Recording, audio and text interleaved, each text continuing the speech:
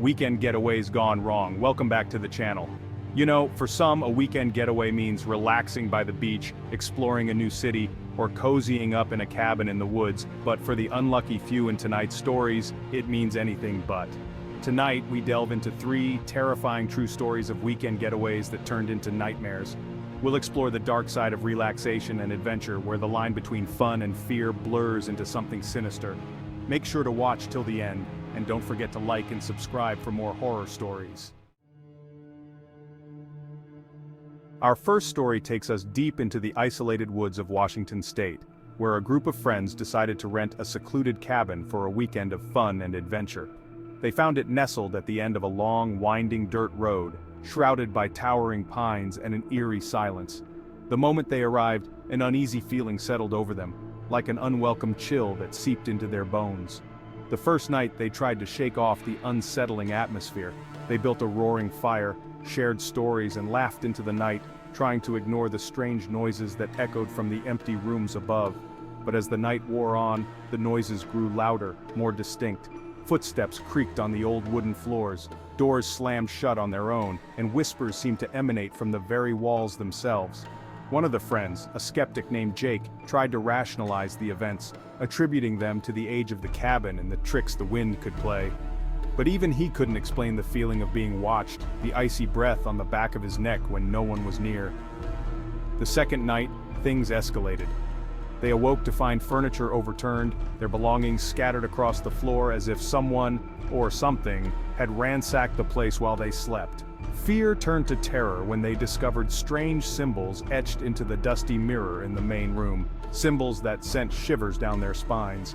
Driven by a primal need to escape, they packed their bags, their laughter and excitement replaced with a silent dread. As they piled into their car, headlights cutting through the thick darkness, they heard a blood-curdling scream pierce the night.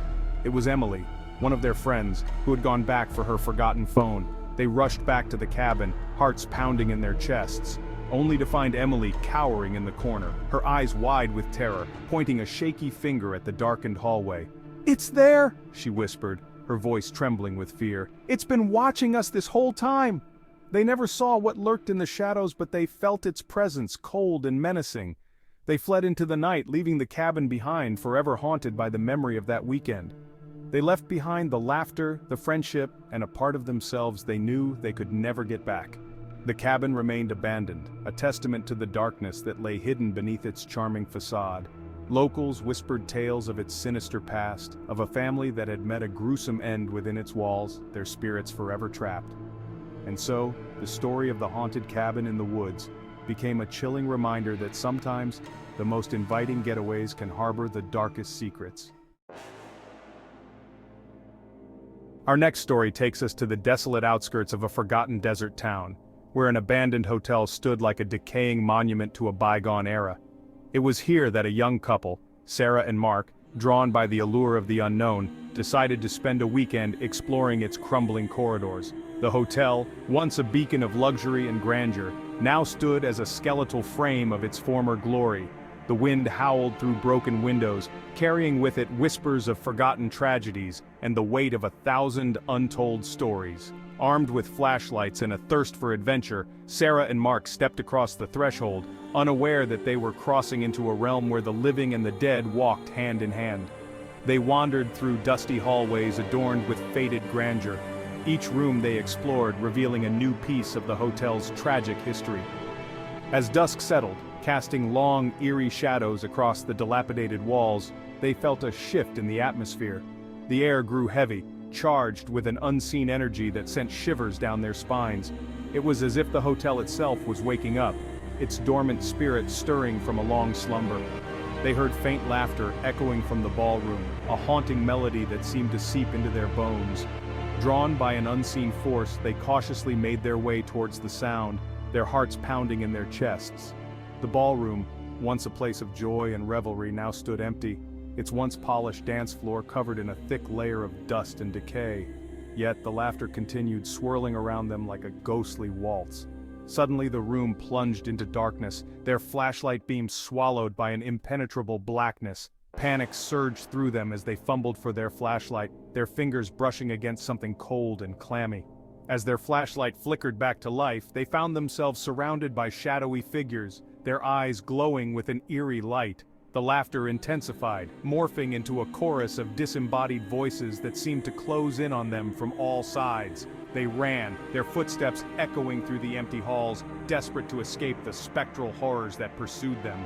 Doors slammed shut in their faces, unseen hands tugged at their clothes, and the air grew thick with the stench of decay and despair. They eventually found themselves trapped on the top floor, the ghostly laughter echoing all around them. It was then that they realized they were not alone in their terror. The hotel, a prison for lost souls, had claimed them as its own. Chapter 3. The Isolated Beach House. Our final story takes us to the windswept shores of a secluded island where a family, seeking respite from the chaos of city life, rented a charming beach house perched precariously on a cliff overlooking the vast expanse of the ocean. The house, weathered yet welcoming, promised peace and tranquility. But beneath its idyllic facade lay a darkness that would soon consume them, a darkness that seemed to emanate from the depths of the sea itself. The first few days passed without incident, filled with the simple joys of building sandcastles, collecting seashells, and watching the sun sink below the horizon. However, as the days turned into nights, a palpable tension settled over the house, a feeling of being watched that sent shivers down their spines. It began subtly, with strange whispers carried on the wind, whispers that seemed to come from the crashing waves below. Then came the nightmares, vivid and unsettling, each family member plagued by visions of a shadowy figure emerging from the depths, its eyes glowing with an unnatural light. One evening, as the family gathered for dinner, the lights flickered and died, plunging the house into darkness. Fear turned to terror as they heard a blood-curdling scream from young Emily, who claimed to have seen a pair of glowing eyes staring at her from the darkened hallway. Armed with a flashlight, the father cautiously investigated, his heart pounding in his chest. He found nothing but shadows dancing in the darkness, yet the feeling of unease lingered, heavy and oppressive. That night, the nightmares intensified, each dream more vivid, more terrifying than the last. They woke to find strange symbols drawn on the windows, symbols that seemed to writhe and contort before their very eyes. As the days wore on, the entity's presence grew stronger, its hold on the family tightening with each passing moment. They were prisoners in their own personal paradise, tormented by an unseen force that seemed to feed on their fear. Driven to the brink of madness, they decided to flee the island, their dream vacation transformed into a desperate fight for survival. As they made their way down the winding road that led to the docks, they felt a presence following them, cold and menacing.